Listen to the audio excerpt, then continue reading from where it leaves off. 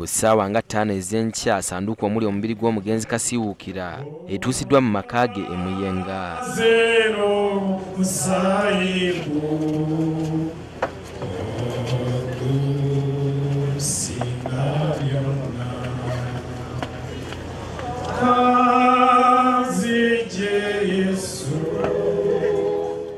Sanduuku bwe bagiyingiza mu nju abakungubazi ne bakkirizibwa okukuba eriiso evvannyuma ku Kasiwuukira.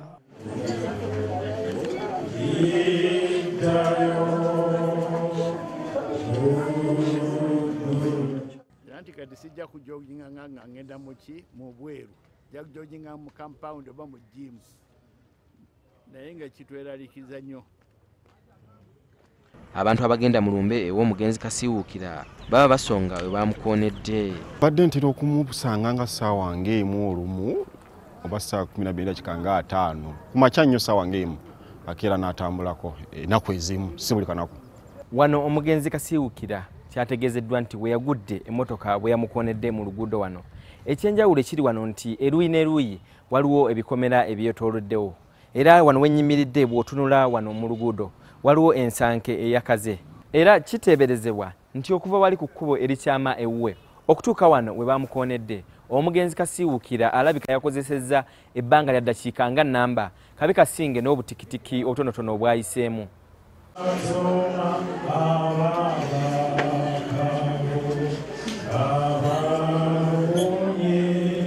Tetumanyi kufa kwa taata ono Eriya Ssebunya tewali akutegeera naye Yesu gwe byonna obimanyi.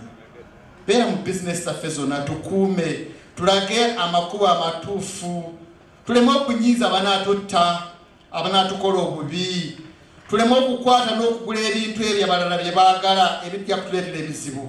Lord, protect every business woman and every businessman here. Singa Katonda ne Sitaani bagezaako okugabanya emyoyo olunaku lwaleero bagabanya sayidi ki? Guno gwange guno gugwo singa kibaawo. Poliisi etubuulidde weetuuse mu kunoonyereza ku nfa ya Kasiwuukira. Tetunnaba kubeerako ne wetutuuse nnyo naye nga tukola butaweere nnyo kulaba nti wabeerawo omuntu yenna oba omujulizi yenna okuva yesterday tugezaako okulaba nti tufuna information gye tusobola okutandikira ng'etuyamba. Enkolagana ennungi eya poliisi n'omuntu wa bulijjo oba community policing yatandikira Muyenga mu kitundu kyennyini Kasiwuukira gy'abadde omutuuze.